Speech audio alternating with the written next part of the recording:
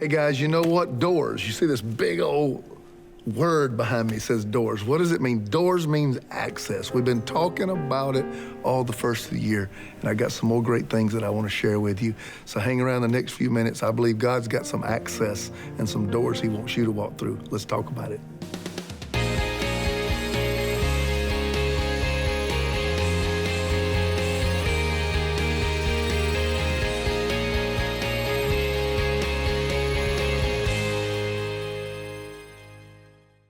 Enemies and doors come together. They're synonymous with one another. They come in conjunction with one another. I know it sounds crazy, but the announcement of an enemy is usually also the announcement of an opportunity. And when you see a new battle you have to fight, sometimes it wearies us and it drains us, and we're like sitting here saying, for real, I gotta go do this again. I ain't even hardly got finished from all the rubble of what I just went through, and now I got something else standing right here in front of me that I got to deal with. But the Bible in James chapter 1 says, consider it pure joy. That almost don't even sound psychologically possible. Consider it pure joy when you encounter trials of diverse kinds. Who does that? We don't get happy, we complain, we get upset, we get mad, we get aggravated, we get frustrated, we mouth off, our fuse gets short. When we going through something that drains our energy and begins to stunt our progress, we get aggravated about it. But that's not what the Bible commands. He said you've got to understand to learn to get excited when something is resisting you. He said, because when something is resisting you, that means there's something that it does not want you to have. You would not be being resisted right now if there were not something on the other side of the resistance that would bring a blessing and bring a promotion and a multiplication to your life. I got a few people who hear what I'm saying right here today. So I have got to change my thinking into when I see my next battle, I get excited. Not when I see my next breakthrough, when I see my next battle. Because my next battle announces my next breakthrough. My next adversary is announcing my next door. My enemy is announcing my opportunity, because enemies and opportunities come together. I told you last week, I don't like that plan. I don't like the way that plays out, but Jesus didn't ask me. I didn't have a vote. I wish it didn't go that way. I wish it happened another way. But the fact is, that's the biblical model for opportunities. They're resisted. Because usually the ground God wants you to take is enemy-held territory. And so he resists it. He arises in your life to say, I'm not going to let you progress into this new season. The announcement of an enemy is the announcement God has gotten everything out of your last season he can get, and that a new season is about to dawn on your life. Now, let me keep speaking, all right? A lot of people, this isn't bad if you've said this. At some time in my life, I've probably said it. But a lot of people say, well, I'm just in a season of transition. I'm just in a season of, I'm no longer this, but I'm not quite that. And something's changing or something. There's no such thing as a season of transition. Transition is the span of time between two seasons. Okay? You're not supposed to be in transition 36 years. Something is bad, something's gone bad wrong. Transition is a short span of time between two seasons. This is very important. It is usually marked by two characteristics. It's short but intense.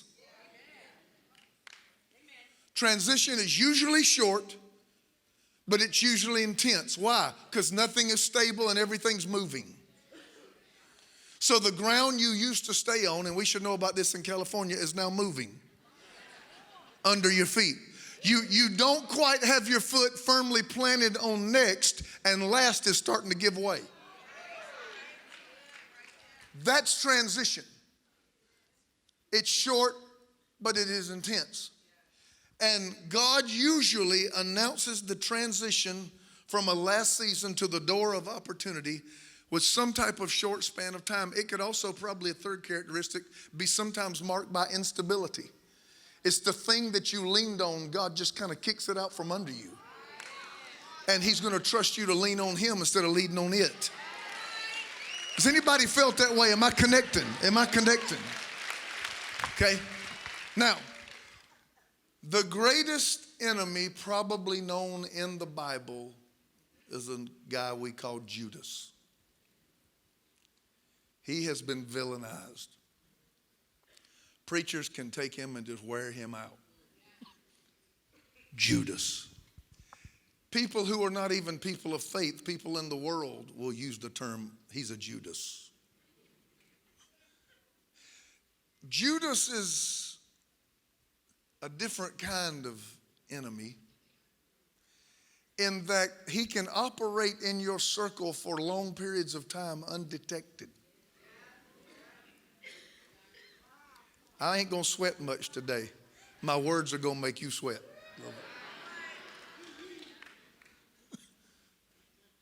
Undetected. If Jesus could not rid his circle of all of his Judases, what makes you think you can?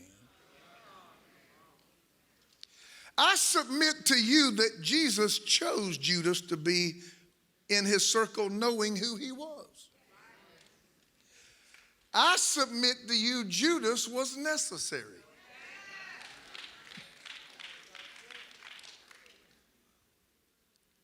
See, Judas is difficult. Let me tell you why. Because he's not even really your enemy.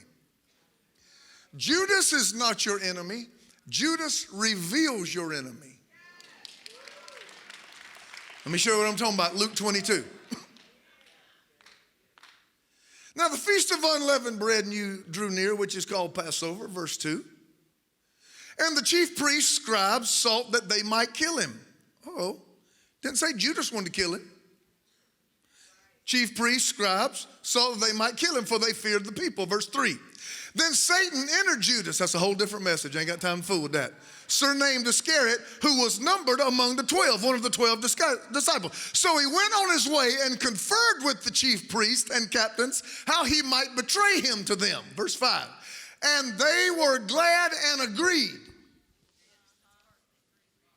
Here's the problem with Judas. Judas feels like your enemies need to be heard.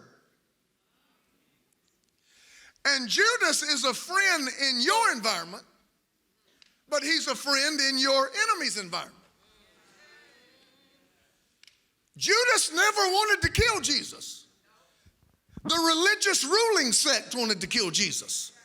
They're known as Pharisees, Sadducees, scribes, priests, elders. All these guys had the ruling religious sect of the day. They had their religious order. They had their hierarchy in place. They had everything religiously set up as they wanted to. And Jesus was the threat to it. Jesus was the threat to tear the whole thing down from top to bottom. And they hated him for it and they wanted to kill him. Let me tell you something. It wasn't even Satan trying to kill Jesus. Religion killed Jesus.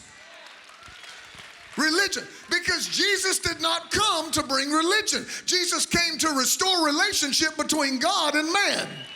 Religion wants you to keep a bunch of rules. God wants you to know that he loves you in your best day and in your worst day. He's gracious and he's merciful. His mercy's new every morning, and you can screw up today, and tomorrow's a brand new day, and you can screw up Monday, and Tuesday's a brand new day, and you can screw up Tuesday, and Wednesday's a brand new day. Religion will kill a person to keep a rule. Jesus will break a rule to restore a person.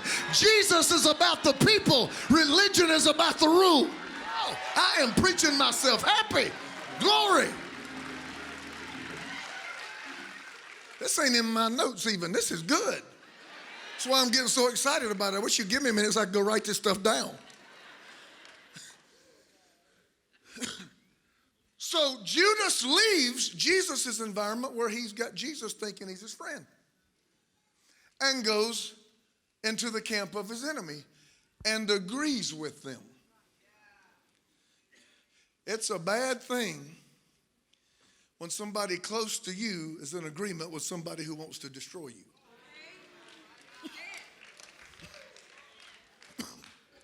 Let me give you an example, since y'all don't think preachers deal with anything. In our church's infancy, We had a person in the church really almost dealt us a death blow. Was very, very harmful to the church, to the vision.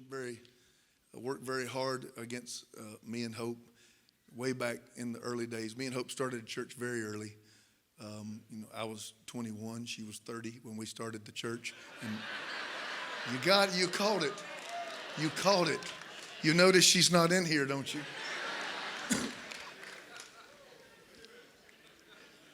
I was 22, she was 21, and we just kind of were naive. I got out of Bible school. I got saved in Bible school, and I just kind of thought everybody, just will love Jesus. I didn't know. Ooh, church people. Ooh. Bible calls church people sheep. I didn't know sheep bite. And this person did us great harm. Well, I had a friend in ministry at the same time, a person that was a very good friend. And a few weeks after this person basically split our church, I went to this friend's church, and he had hired this guy to do contract work on his staff. Wow. So a guy who is presently splitting my church is a friend of mine's working for him. So I told the brother, I said, I'm going to have to step back from this relationship a while. He said, why? I said, because I'm no longer safe here. Some doors have to be pushed open. Some doors are presence doors. They only open when you get within a certain proximity. Some doors need keys. Some doors only open up at certain times. What kind of door are you standing at? Every day, we walk through many different doors, presenting lots of opportunities. In this series, Ron Carpenter will show you how to access any door that could define the rest of your life. You only need one door. If you walk through the right door, God can change your life in 24 hours. And some of you, your door may not be very attractive, but if you say, this is the only door I see open, there's something on the other side bigger than you ever could imagine. This 7-message series is available for your gift of $40 or more. Call now and we will include free shipping and an MP3 download card. Call now or visit roncarpenter.com or write to the address on your screen. When you embrace someone who's trying to destroy me, now I feel vulnerable with you. Are you seeing how...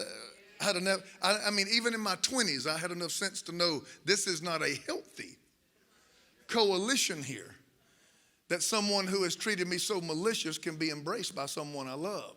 So I'm going to have to distance myself from you until we can work this thing out. Why? Because being in this circle now makes me vulnerable.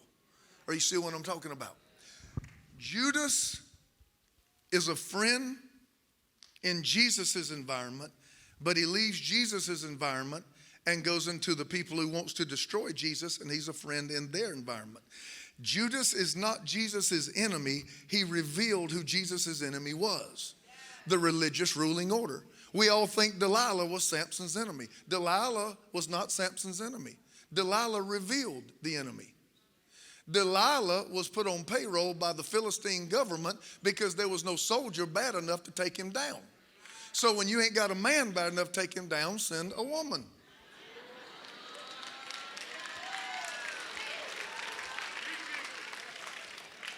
I'll just leave that alone, let you figure that out however you want to.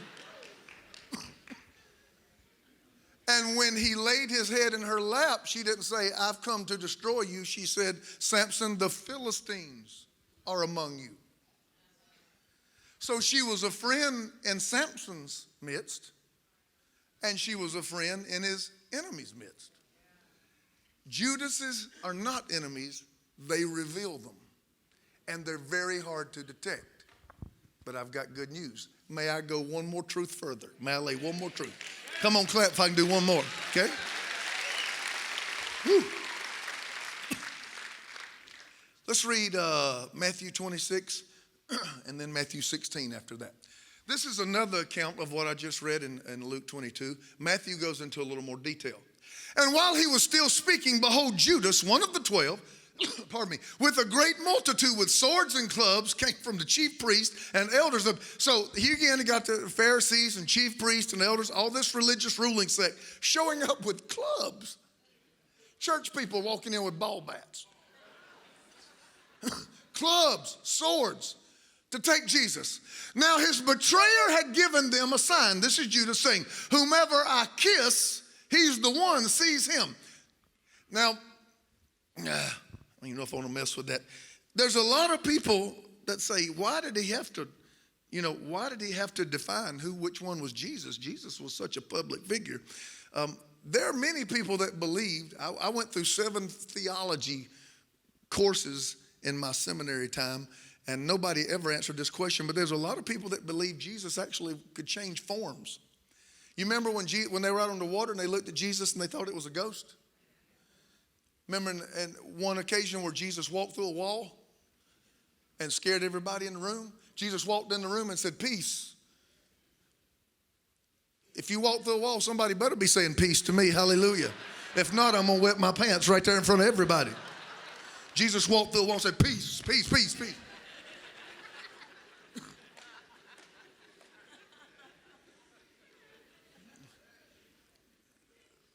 I don't really know why Isaiah the prophet said there was nothing that we would look at him and esteem him. Jesus blended. Jesus didn't look like a Messiah. He didn't look like a Christ. So somehow or another when they went, the guys who had been wanting to kill him, they needed to know which one is him. They didn't even know which one was Jesus because he looked like all the rest of them. And so he went and kissed him. Whomever I kiss, he immediately went up to Jesus and said, greetings, Rabbi. And he kissed him, verse 50. But Jesus said to him,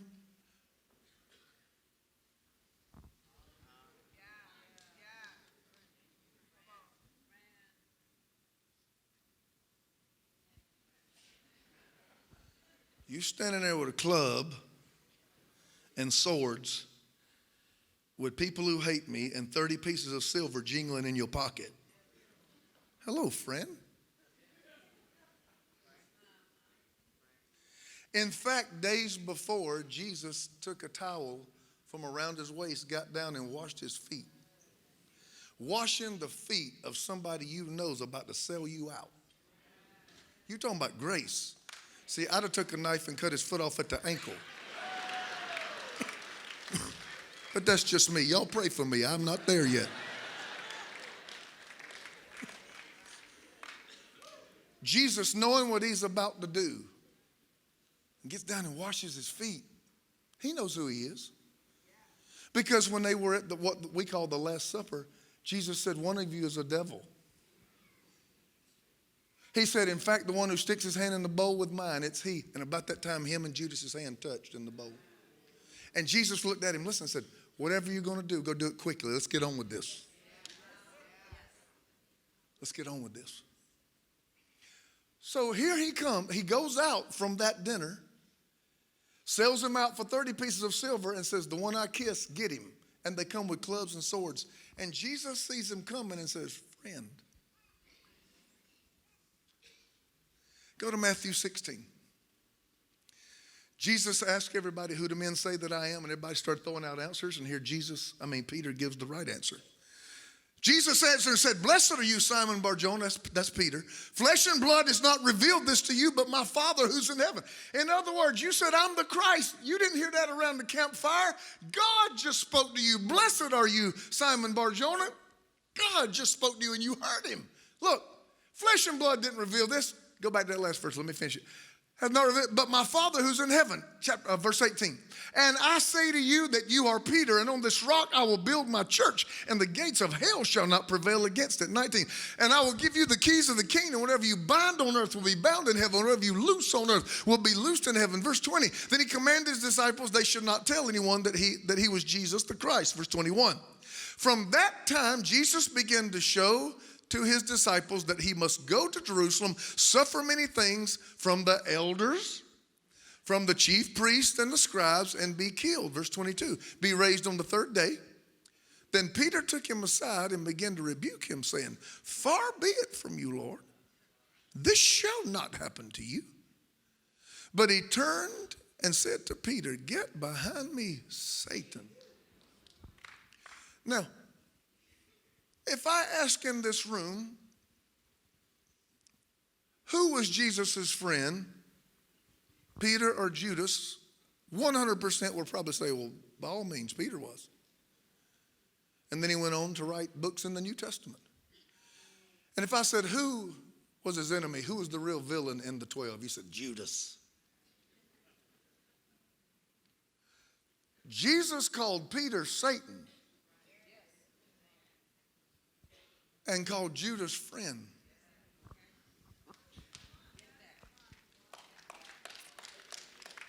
Why? Because it's been said that your friends comfort you, your family humbles you, and your enemies promote you. Your friends comfort you, your family's there to embarrass you. You know, about time you got somebody convinced you're all educated, cultured, and socialized up, and then Leroy, your uncle, walks in.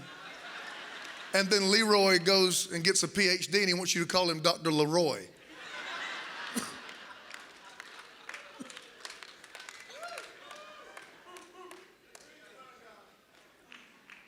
Family's there to humble you, but enemies are there to promote you. Peter meant well, but Jesus was born to die.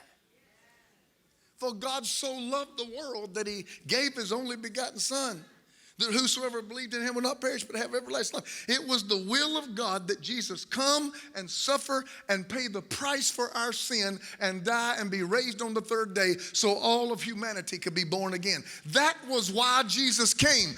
Peter stood and said, I will not let your purpose happen. He said, never, Lord. What you came to do, I'm not going to let it happen. Get behind me. You don't even know what you're talking about.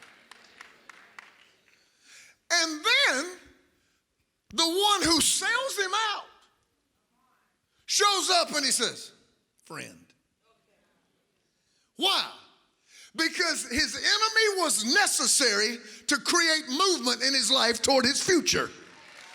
Are you seeing what I'm talking about? Enemies are necessary because enemies begin to move you closer toward the thing that God has promised you. Your friends can't move you forward. It's always what you overcome that moves you forward. And I want you to know that it's been overcoming my greatest obstacles that has created my greatest victories and created my greatest opportunities. And somebody right here that's got a Judas in your midst, there is something on the other side of their betrayal that is going to bless your life. Somebody take 5 seconds and shout hallelujah. Yeah. Some doors have to be pushed open. Some doors are presence doors. They only open when you get within a certain proximity. Some doors need keys. Some doors only open up at certain times. What kind of door are you standing at? Every day, we walk through many different doors presenting lots of opportunities. In this series, Ron Carpenter will show you how to access any door that could define the rest of your life. You only need one door. If you walk through the right door, God can change your life in 24 hours. And some of you, your door may not be very attractive, but if you say, this is the only door I see open, there's something on the other side bigger than you ever could imagine. This 7-message series is available for your gift of $40 or more. Call now and we will include free shipping and an MP3 download card. Call now or visit roncarpenter.com or write to the address on your screen.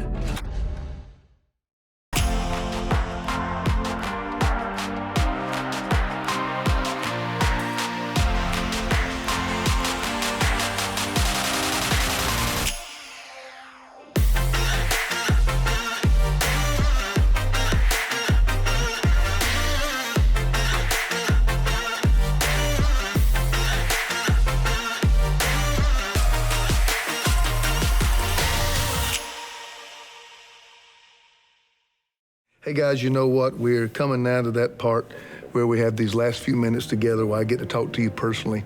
You know, that when I'm preaching, I'm speaking to anybody in the world that wants to hear, but when I get to this part right here, I like it to be more of a one-on-one time where I can just first of all let you know how grateful I am. And you know, here recently we've weathered some challenging times. And I've always said that people who are givers, you open yourself up to uncommon resources. What I mean, resources that not by your trade, by your skill set, not by your education or your job, but basically they're unlocked by God and come from places you didn't see them coming. And while so many times I spend the end of our time together just really thanking you and inviting others to give, may I just tell you in a real spiritual context that God is able to preserve you in your now and create a future with the seed that you sow. There are three things that the Bible calls seed. The Bible calls my words seeds. The Bible calls my decisions seeds. And the Bible calls my offerings seeds. So I have three things. What is a seed? It has a written DNA code to become something in the future. So when I say something, it has the ability to become something in my future. When I make a decision, that decision has the ability to go in my future and become something. When you give, you're emptying out your present to fill up your tomorrow. Now I want to invite you, whether or not you've ever done it or not, would you consider giving? This is totally and completely viewer supported. We didn't sell any ads, we didn't do any commercials. Why? Because it's the people who are receiving from it that turn around and bless it and keep it strong. So even in this time where it may be a little harder than normal, it is the time where you can continue to sow. And the Bible said that Isaac in Genesis 26 sowed in the land of famine. He sowed in a difficult time and in the same year reaped 100-fold. What if in difficult times our seed has a greater potential to increase? I'm believing that. I know that I've just recently upped my giving because I want God to preserve me and create a great, great, bountiful future, and I want to offer that challenge to you. So whether it's becoming a monthly partner with the ministry or just a one-time gift, if it's your first one of any kind, we want to give you this, just to say thank you. We want to be givers too. I'm so grateful for you. Make sure that you go on Facebook and catch us, man. I'm doing prayers and stuff all the time on there, and people are really engaging it and trying to speak into our current situations a little bit and maybe provide answers. Also on Instagram and Facebook Live and all these different things we're doing, Twitter, we're using that venue some too. So I want you to be in touch in times where we're not just on TV.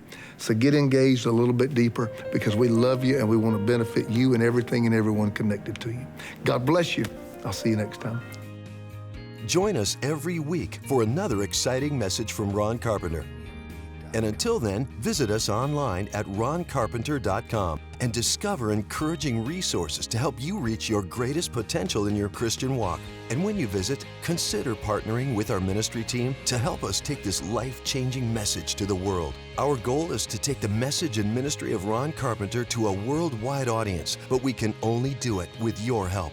And don't forget to connect with Ron every day through social media.